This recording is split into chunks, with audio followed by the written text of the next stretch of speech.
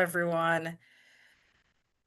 Thank you for being here. Welcome to our Hate Bias Forum webinar series, In Our Own Voices. We're so glad that you could join us today.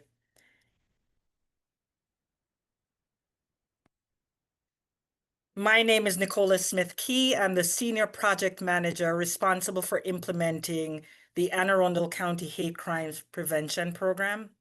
Also on the team, we have Tiffany Akinbolumo. Tiffany is our Community Outreach Specialist, and Ziyu Gu is our Research and Data Analyst. There's also an Administrative Support Assistant position that is currently open. We actually posted last Friday, so please do share this opportunity with others to work with an amazing team. Just before we get started, I want to quickly cover some housekeeping items. This session will be a deep dialogue among the participants, centering their experiences and their voices. This session is being recorded. For focused presentation, we have muted all attendees. Also, the chat and Q&A function will not be available during this session. We have enabled closed captioning. You can make that selection at the bottom of your screen if needed.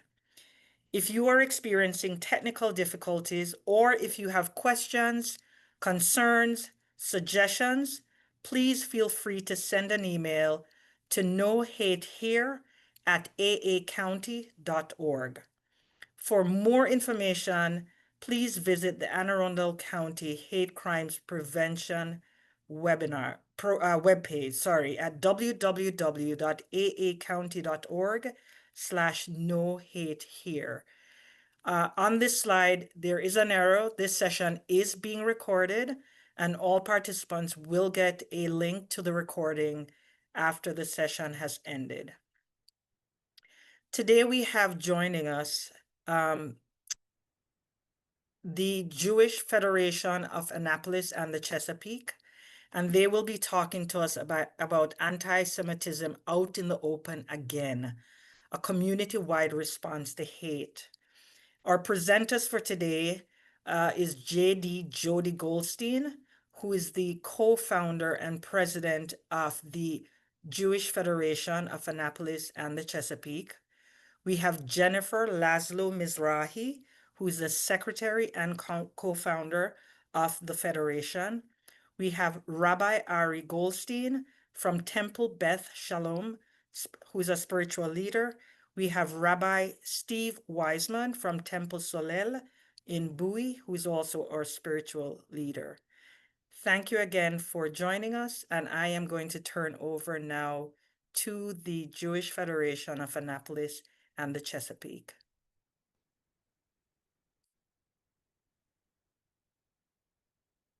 So good evening. I'm Jody Goldsmith, the president, as Dr. Nikki said, and first and foremost, I want to thank Dr. Nikki and her group from the Hate Crimes Prevention Program for providing this wonderful opportunity, not just to us, but others who are certainly having the same issues and difficulties that we have, and the opportunity for us to provide a perspective that maybe others do not know about, understand, or appreciate. So thank you very, very much, and thank you for being here. So we're going to, you already know the four of us who will be presenting, and we'll be talking about several subjects. For example, what we'll be talking about is what is Judaism, what is a Jew, Jewish life in and around our county, what is anti-Semitism, and some real-life examples, impacts of anti-Semitism, hate here, our response, and resources and support, and our call to action. Going to next slide, we're now going to call upon Rabbi Goldstein.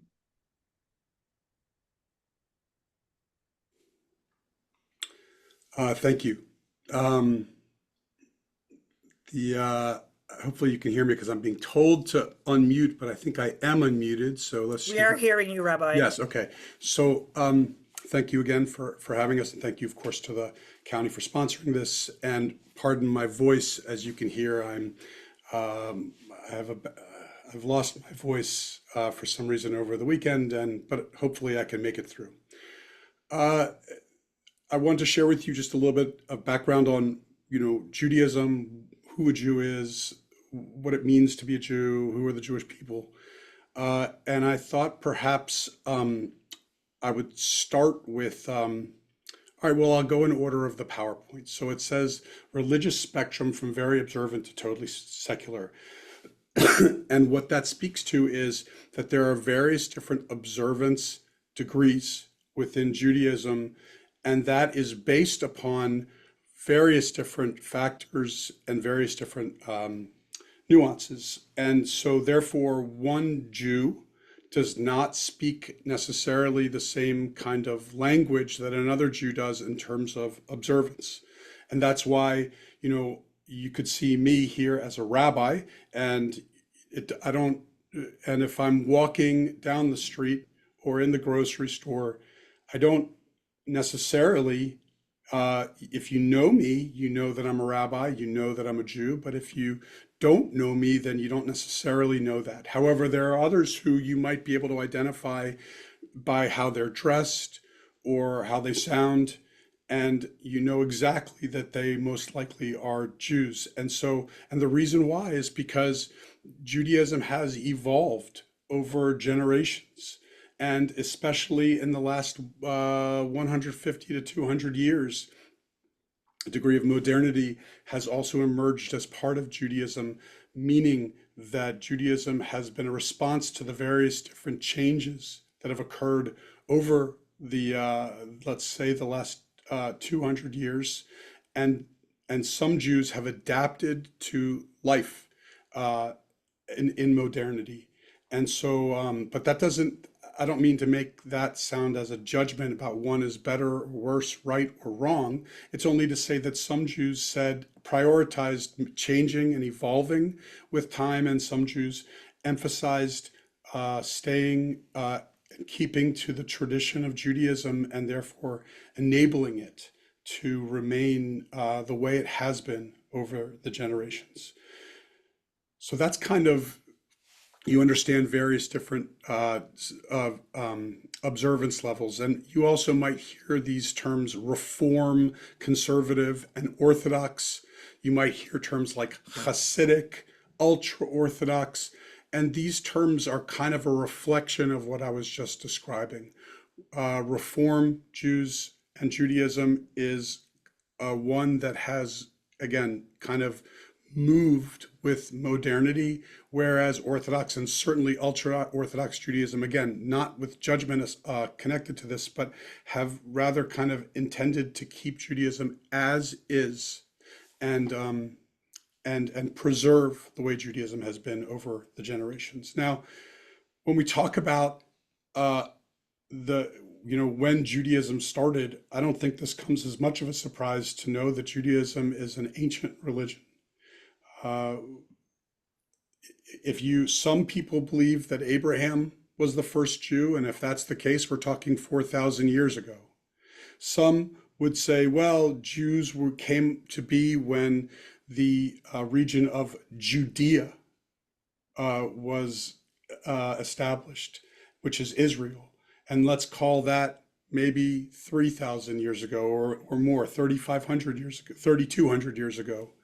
Others might say that, Judaism really came to be when, at the destruction of the first temple in 586 BCE, because that was a time when Jews then were exiled and went to Babylonia, which would then become Persia. And then we returned back to Israel soon after. Others might say it was 70 CE when the second temple was destroyed, because that's truly when exile truly came into focus, when Jews left Israel and went in every single direction. And so when you talk about the history of Judaism, you certainly recognize that this is something which has happened, over, 3 millennia, if not 4 millennia. But more importantly, it maybe is debatable precisely what the first date was, the origin story, but we know that it is old and ancient. That is for sure. Now, the picture of a Jew is not necessarily what people assume. Jews come in all shapes and ethnicities and and uh, and and regions and nations. Jews can be there. There are Jewish communities from the Far East, Japan and South Korea, China. There are Jews there. There are, of course, Jews in Australia. There are Jews everywhere. There are Jews in virtually every country of Africa. There are Jews for sure in every country in Europe. There have been Jews and still are Jews in virtually every Arab nation, including Iran, including Iraq, Syria, Lebanon. There are Jews everywhere. Unfortunately, many of those Jews in Arab countries were kicked out, but that is not necessarily, doesn't mean that all of them were. And so to define a Jew is very difficult, because to say it's limited to a certain ethnicity, absolutely not. To say it's limited to a certain region of the world, absolutely not. And so there are Jews everywhere, and look all different ways with various different observance levels. And I think that adds to the richness of our faith, which is that we draw upon so many different cultures and styles. And so I think at this point, I'm going to turn it back over to Jody. Thank you very much, Rabbi. And so now continuing with Jewish life in and around just our county right here, even though we represent more than just our county, but we're just going to focus right now on the county. First of all, so you see here, population in Anne Arundel County is estimated 9,000. That's 9,000 Jews. And I can tell you that many of us would say, really, there's that many? So it all depends how you count. But what does that represent? That represents about 1.5% of the 600,000 plus people in Anne Arundel County. So it's again, small number, and you'll see that number is somewhat reflected in many of the other numbers worldwide. Small, big, or not, but not much difference. You need to be aware that there's a lot of Jewish organizations here. First of all, there is Chabad of Anne Arundel County, which is actually a worldwide organization that they establish themselves in many areas where they perceive the need to provide Jewish services for those looking for them. And we have our own Chabad of Anne Arundel County right here, led by Rabbi Nahum Light. We have Congregation Knesset Israel, which is what we call egalitarian traditional, a more traditional synagogue. What Rabbi Goldstein was talking about, if you talk about the spectrum from Reform to Orthodox, it's more towards the Orthodox side, but it's egalitarian, which means men and women can participate equally, and it's a traditionally oriented service. It's Congregation Kol Shalom, which is a conservative synagogue. There's Temple Beth Shalom, which is a Reform synagogue that's right in the county. Now, the reason we're not noting right here Temple Solel, which Rabbi Weissman is the rabbi for, is because that's actually just outside. It's in Bowie. Now, there is also the USNA Chapel, the Naval Academy Chapel, which, if you have not seen it, is quite frankly a architectural marvel, beautiful thing to see. It's worth seeing. But there is the Naval Academy Chapel, with whom we all relate, which is available here. And there are numerous civic organizations. There's, for example, the Jewish Women International, as well as the chapter of that, as well as the local post of the Jewish war veterans, Uriah Levy post of which I'm the deputy commander for that. Now, also what's important to realize is that the Jews are deeply integrated in the fabric of your county and our county, obviously as your neighbors, as your colleagues. Maybe you think someone's Jewish, maybe you have no idea they're Jewish, but we always try to serve as a obviously contributing community, and there are many small business owners throughout the community, and obviously as community leaders and contributors, whether it's business, whether it's politics, sort of mayors, county executives, almost vice president. We are in all sorts of realms in that picture. Going forward now, we'll talk a little bit, or maybe not a little more, and a little bit about what is anti-Semitism to get a picture on that, and that will be Rabbi Steve Weissman.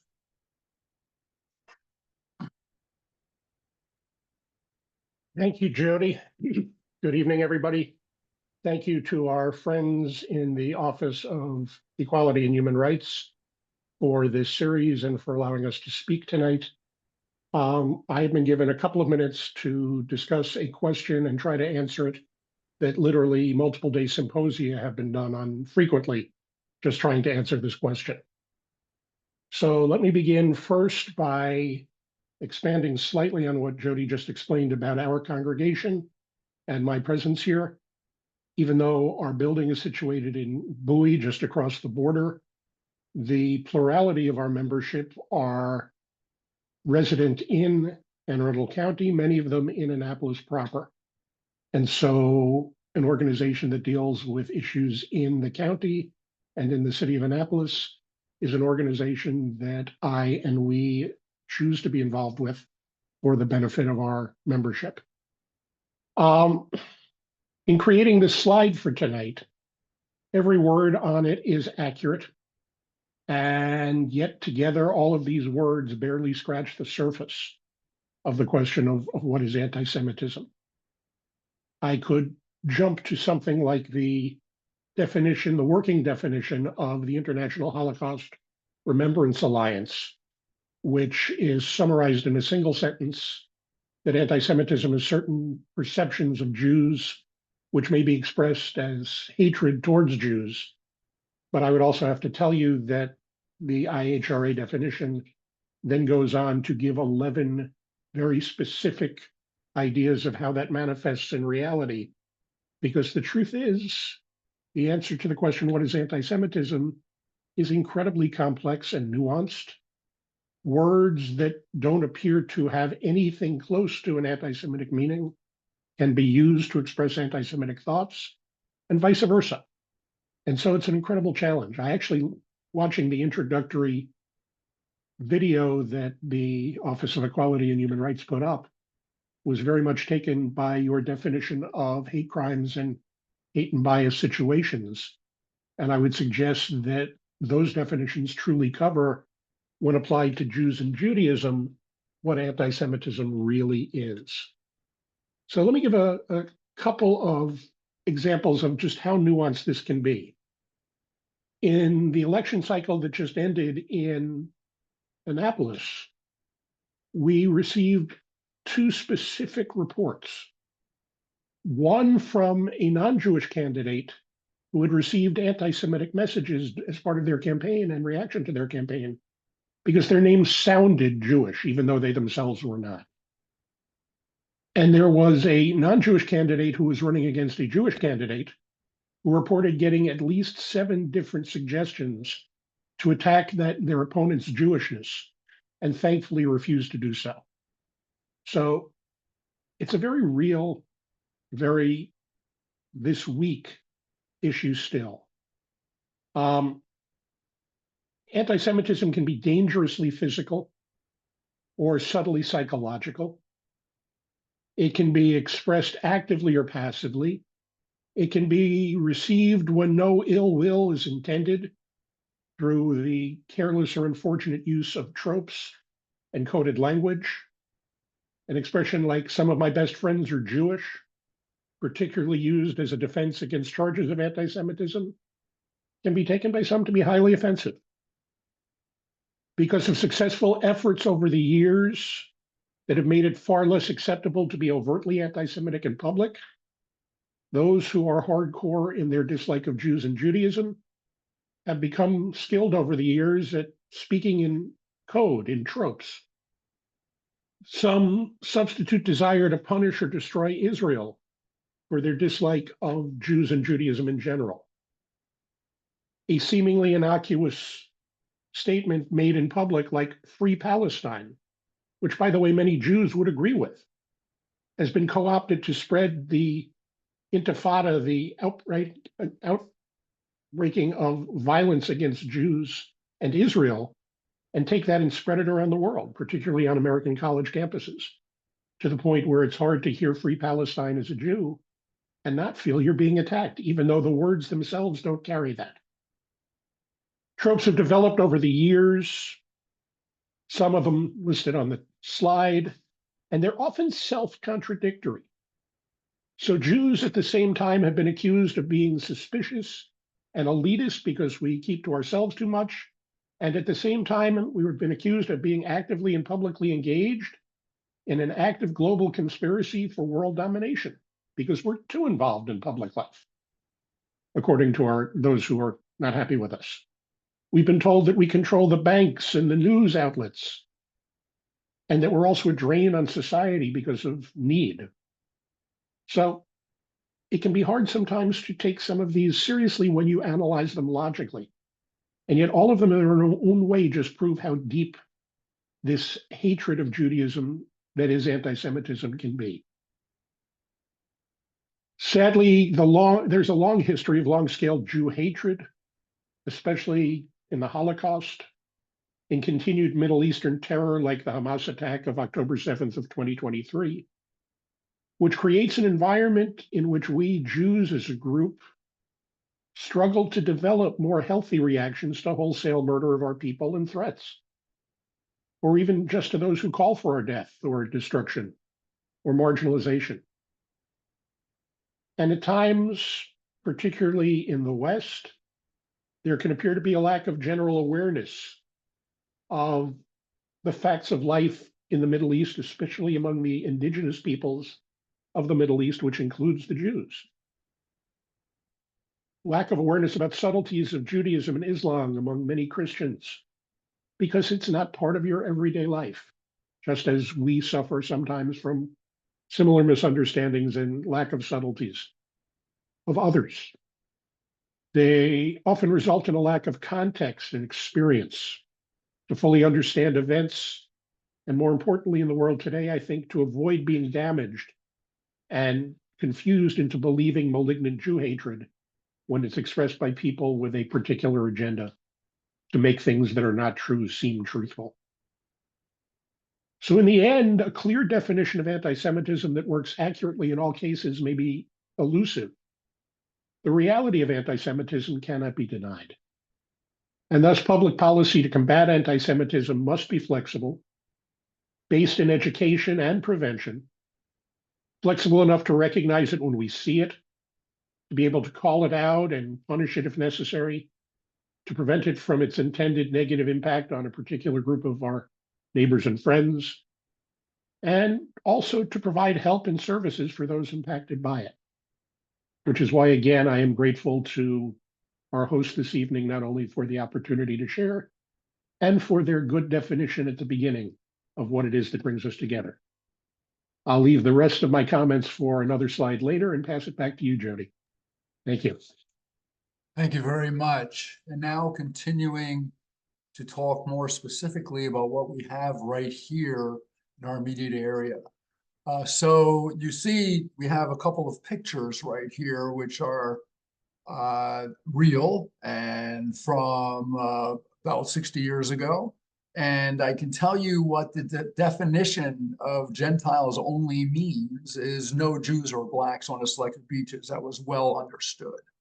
As a matter of fact, on one particular beach, there was a Jewish businessman who owned the vending machines on that beach, and he had to have one of his non-Jewish employees always go out to collect the coins from those machines as when it was time, because he was not allowed on it.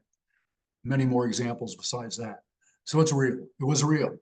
Now, it's not like that now, but just so you're aware, just like even there were no Jews allowed in numerous living areas, believe it or not, all of Severna Park, or even closer to home, right in Annapolis, right by the World War II Memorial, you're talking about Pendennis Mount, where no Jews were allowed. Okay, so also another clear example going on right now. Of course, there is vandalism in schools, whether it's swastikas, noose is hanging. We're talking about Anne Arundel County schools. We're not talking about far, far away. Okay, that's happening right now. Okay, slurs and harassment in schools and neighborhoods, whether it's handing out leaflets, we've had examples of that. We've had examples right here in the county of a Jewish day school where there was a bomb threat called into it, which was false and which was investigated, never found out who did it. But that type of thing is going on right now. Now, to give you a perspective a little bit, and actually Rabbi Weissman was talking some about this, the reality versus perspective and whatnot. So we have some numbers here, and I mentioned some of these earlier in my earlier slide. So there are 14 million Jews worldwide, or it's approximately 0.17% of the world. Okay, so rather small number. So there's 250,000 Jews in Maryland, or 4% of the 6.3 million in the world. 6.8 million in the United States, or 2% of the total of 342 million. And then, of course, there's all sorts of statistics now recently of the hate crimes going on, much of which is being investigated by the FBI and whatnot. There's lots of statistics being held.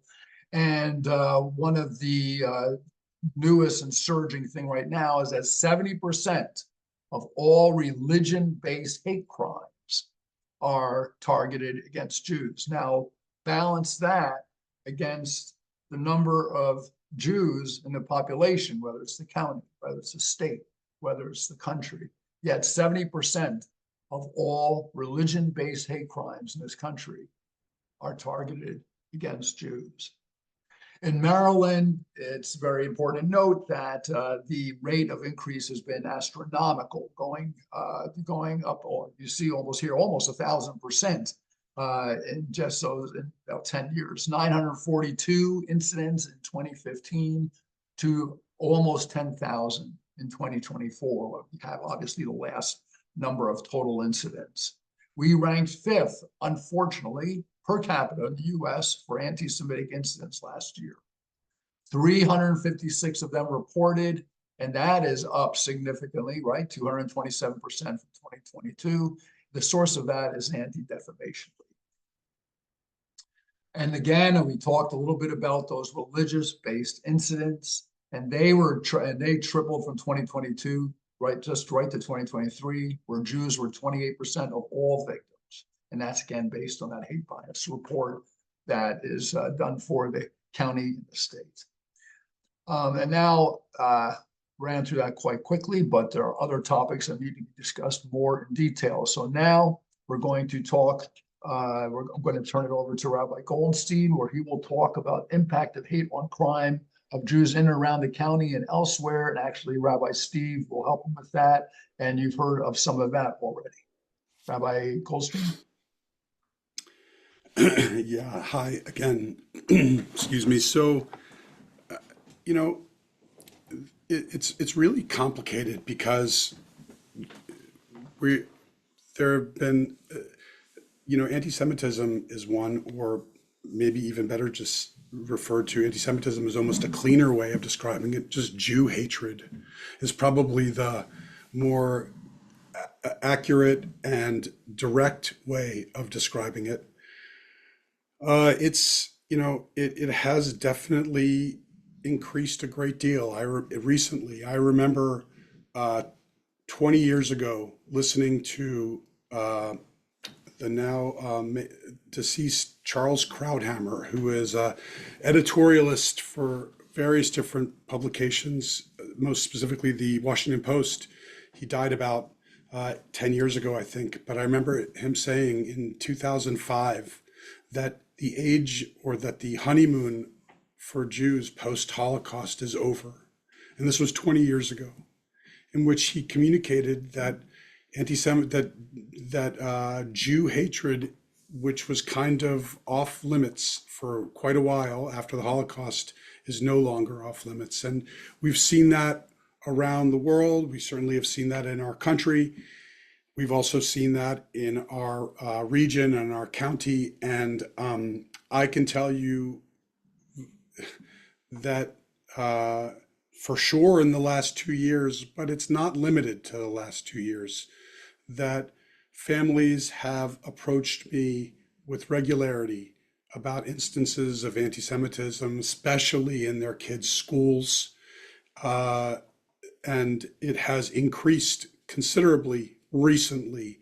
And I think that's part of the reason why this presentation has taken on a much more heightened importance, because when you see such a spike in anti-Semitism, it is alarming and eyebrow raising and concerning, and needs to be discussed and talked about, and not just ignored or kind of neglected. So many people within my community and my congregation have approached me with instances of anti-Semitism, mostly in schools. I think people come asking me for help with what's going on with their kids. However, I can tell you personally, I experienced an episode of anti-Semitism which truly disturbed me and shook me to my core. At the beginning of the summer, there was a film shown at the Annapolis Public Library called The Encampments, in which it detailed the post-October 7th demonstrations that were happening on college campuses. And I know that the film was made by people who were part of the encampment movement.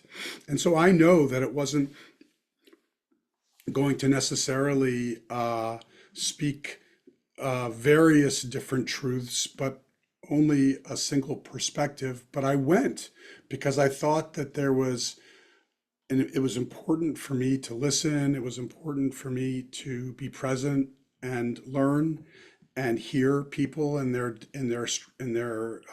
anger and frustration, and understand it better. And after the movie, there was a panel, which I was told there would be opportunities for questions, but there wasn't. And then, so at the conclusion of the panel, I approached some of the people on the panel, and truly and I mean it, and it was people were present for this and saw it, that I used the most gentle and non-threatening words and presence. It was very just an attempt to just have a conversation. I asked the question to people, and I said, do they believe that Hamas plays a role in any of the that which was happening, both on campuses and in Gaza too? And I was unceremoniously strongly attacked. I said that I wasn't welcome there, that my comments weren't welcome, that my being and my presence wasn't welcome, and that they wanted me to leave. And I was there with other people, and I felt that, another person who I was with was also there, and I didn't feel comfortable walking out while this other person was present. But one person specifically kind of got into my face. I thought he was going to get violent. Again, I'm a large person, so I didn't feel personally, well, I did actually feel threatened, but at the same time, I recognized that as a big man, I have the capacity also to defend myself, but still, I was shocked that a person would speak to me in such terms without even considering that I had initiated a conversation in a very gentle way. And I was surprised that that would be the response to me. And it occurred to me that, that it wasn't about what I said or what was happening or what was happening in Israel even, but rather his anger towards me was simply because of who I was and not because of what the message I was sharing was. And when you come to the realization that it doesn't matter what you say, it only matters who you are, that is going to be the subject or going to be the catalyst and reason for hatred, it's alarming, it's concerning, and it needs to be addressed. And I know that Rabbi Weissman also has an example that he wanted to share. And I know there are others and people who feel less comfortable sharing their examples, but I feel comfortable, and I know Rabbi Weissman does also. So I'll give Rabbi Weissman the chance to share. Thank you, Rabbi Goldstein. Unfortunately, the story I have to relate is of a similar nature, and it comes from the same incident.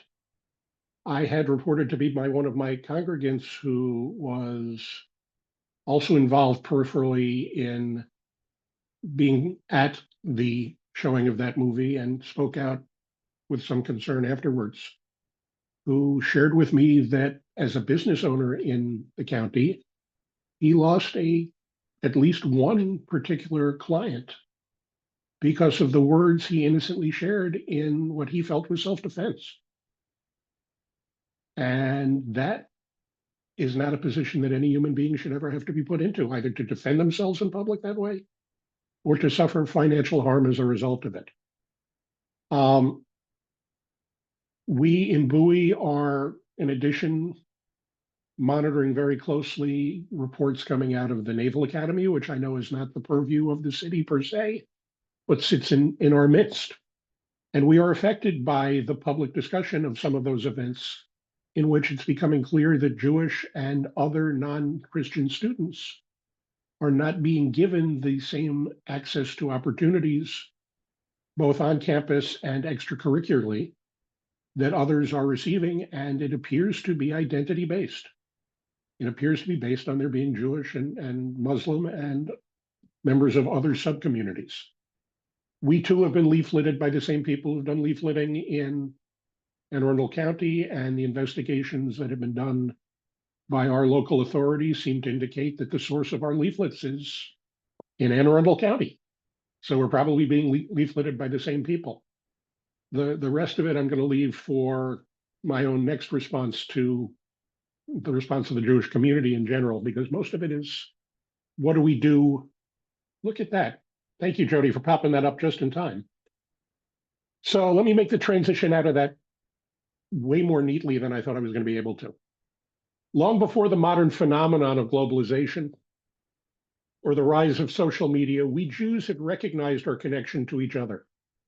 In a 3rd century legal treatise, there is a continuing refrain between the chapters of material that reminds the reader, which is in theory the entire Jewish community, that all Jews are accountable for each other 1,700 years ago.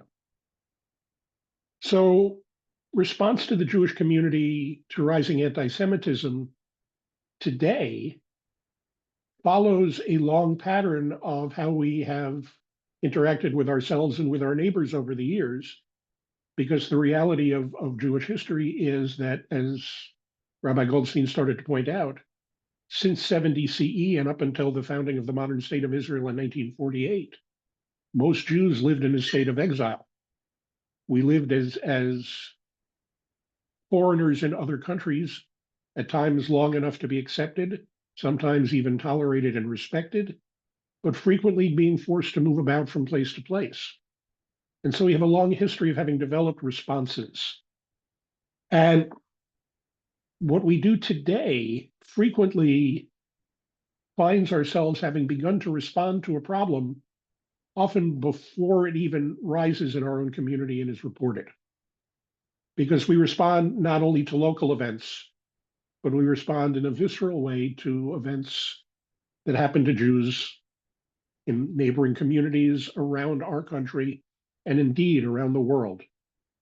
One of the turning point moments was the 2018 attack on the Tree of Life Synagogue in Pittsburgh, in which 11 Jews were killed in the synagogue during worship. And I can tell you that it led my congregation and it led Jewish institutions across the country, not just locally, to dramatically increase our security, to be required to spend significantly more of our limited funds on the idea of physical security of our buildings and our people. And notice I said to increase, not to engage security, because Many of our institutions and congregations had already had some limited level of security in place long before that. To repeat from earlier, the Jewish response to attacks against us and events that put us in a negative position is to aim for future prevention. We are not a people that seeks vengeance, contrary to what some say about us. Now, sadly, all groups have their extremes, and within the Jewish community, there are some who would disagree with that statement. But even amongst our minority status as a people in the larger community, they are a small minority of our own people. Jewish institutions, like others, seek peace, and we seek frequently to simply be left alone. It doesn't mean we are going to stay alone, because our responses tend to be forward-looking and preventative. And we do that by strengthening ourselves when possible, especially when it can be self-supported and based in realistic evaluation of the circumstances. The lessons hard learned over that 3,000 plus years of Jewish community and history, the vast majority lived as tolerated, sometimes respected minorities.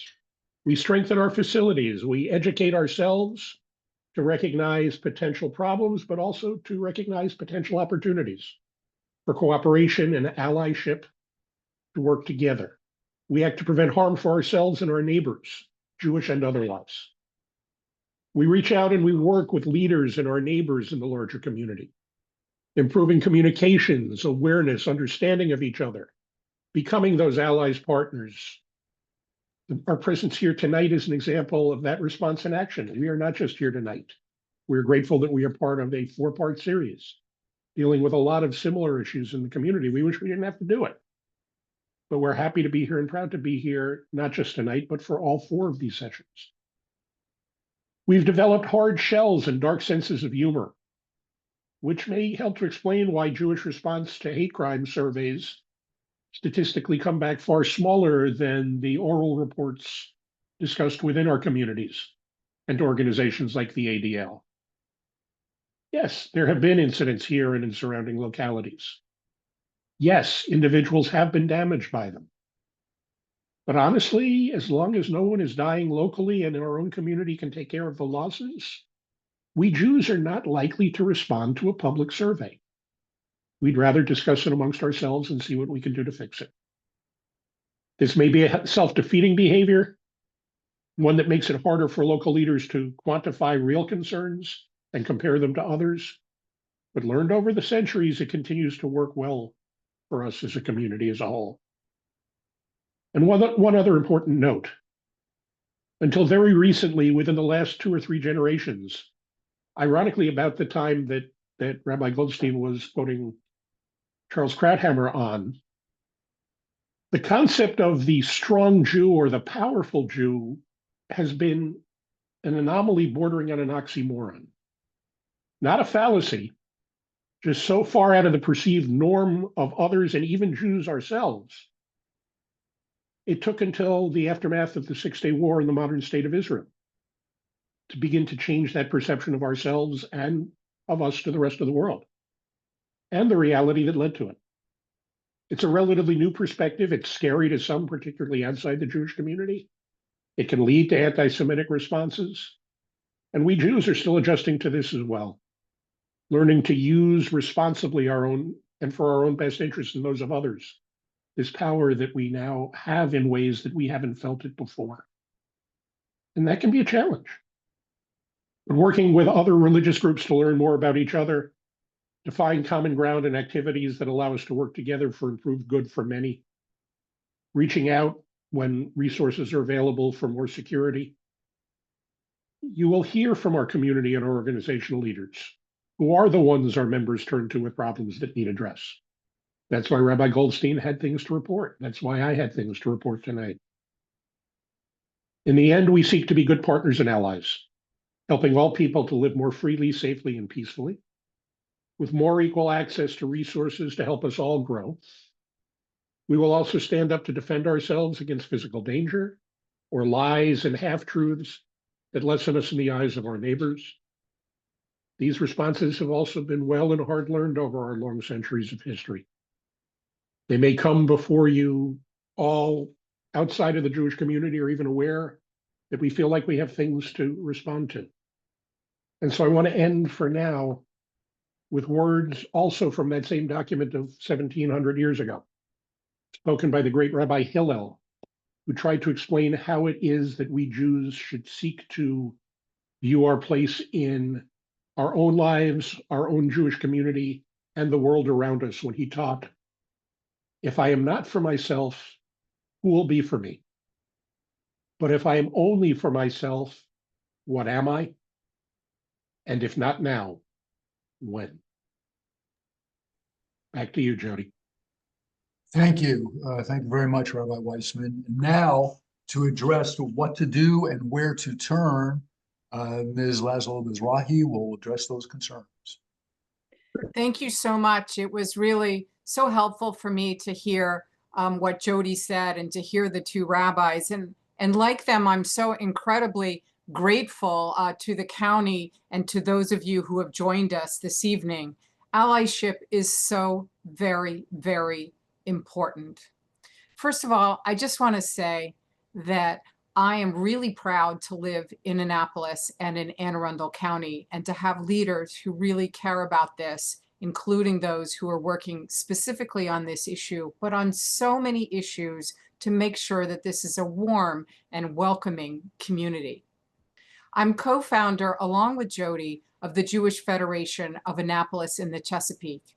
This is a brand new umbrella organization that brings together, as Jody said, different synagogues and Jewish institutions. We have a brand new website that was launched in time for this session, and I really encourage you to go to our website, which is JFedA-C.org, or you can simply just Google Jewish Federation of Annapolis and the Chesapeake, and you can learn more about our community, and you can also send us comments, because for confidentiality's sake, we don't actually know who's on this seminar. So if you're interested in following up with us, please don't hesitate to go on the website and use the contact section to be in touch with us.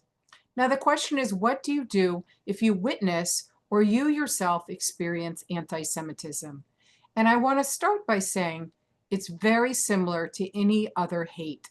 And hate is always wrong. So whether it is homophobia, transphobia, racism, sexism, Islamophobia, or any other hate issue, if you see something, you need to say something. But the first thing you need to do is really assess the security environment. If this looks like somebody could have a weapon, somebody could do something violent, somebody could get hurt, it is very important to get away from the situation and call 911. Security is the utmost priority. That is the first thing we need to do at the beginning, is to make sure that everyone is safe. And hopefully people can have very respectful conversations, warm conversations, inclusive conversations, but in the exception that it looks like it could be dangerous, call 911 and excuse yourself from the situation. After an event is over, I really hope that you'll take advantage of the great program that Dr. Nikki told us about, and that you will do the nohomeforhate.maryland.gov website, that you'll report it to the police and to the hate crimes folks. It's really important that we keep track of what's happening in the county. Next slide. But in the moment when it happens, you want to be an upstander. You don't want to be a bystander, because, you know, evil really happens not just by evil people, it's by good people who do nothing. And that was actually on our very first slide, that good people who do nothing really enable evil to happen. And whether it's anti-Semitism, Islamophobia, homophobia, racism, sexism, etc., being a good ally is incredibly, incredibly important. When somebody says something really horrific, to say, hey, that's not cool. That's not a nice thing to say. This is a place that really wants to make everyone feel comfortable. We want to be a warm and welcoming community, and we don't appreciate things that make people feel othered. We want everyone of all backgrounds to feel welcome here. It really helps when you educate yourself, like all of you have done by being on this webinar with us tonight. And so we're so grateful to you who joined us. And as you heard, Judaism and Jews, we come in a lot of different packages and in a lot of different ways. We're from all kinds of places, have lots of different opinions, lots of different activities. But I must say that for me personally, being Jewish is a really wonderful part of my life, and my relationship to God, to my faith, to my community, to my culture, and even to the Israeli people is very important to my identity and who I am and my values. And as a Jew, one of my most important values is something called tikkun olam. Tikkun olam is the concept of mending the world. So doing good deeds and helping all people of all backgrounds have a better future is a core part of Jewish identity. We hope that people of all faiths have different ways to approach this, but in similar ways that we feel that people from different backgrounds also want to make the world a better place. So we want to show up at anti-hate events. Here in Annapolis, every year there's a wonderful Pride event and Pride Parade, for example. It's fantastic. We used to have a fabulous Jewish festival every year in Annapolis. We'd like to feel that it's safe to be doing that again and that we could invite the broader community to join us in a way that would be safe for everyone to participate. We recognize that we need to build bridges, that it's important for us to be really close and supportive of our neighbors of all backgrounds and all identities, because an attack on one group is an attack on us all. Again, I encourage you to go to our website. Jewish Federation of Annapolis and the Chesapeake is a really new organization. Literally, the website's only been up for a couple of days. But if you go to our website, you'll see that there's a Take Action section on our website. And if you go to the Take Action section of our website, you can even participate by sending an email to elected officials to ask them to also stand up against hate and stand up against anti-Semitism. So now I'm going to turn it back to Jody, and I'm going to thank you again for joining us this evening. Jody, take it away. Well, thank you very, very much to Jennifer, Rabbi Ari Goldstein, Rabbi Steve Weissman, my colleagues here for eloquently pointing out how anti-Semitism, what it is, what it's evolved to, and its impacts and what you can do about it. Thank you so very, very much to the Anne Arundel County Hate Crimes Prevention Program, Dr. Nikki and her team, for everything they are doing to try to make a not so good situation better for all of us. And thank you for everyone who's listened today and tried to learn some and get a different perspective maybe, or reinforce what you knew before, hopefully, and just moving on forward from here. Again, thank you very much. And let me now turn it over to Dr. Nikki. Thank you.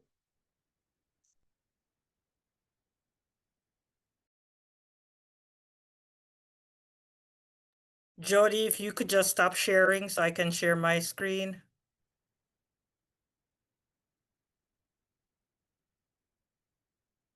And I want to say thank you to you all. Thank you to Jennifer for being on. Thank you to Jody.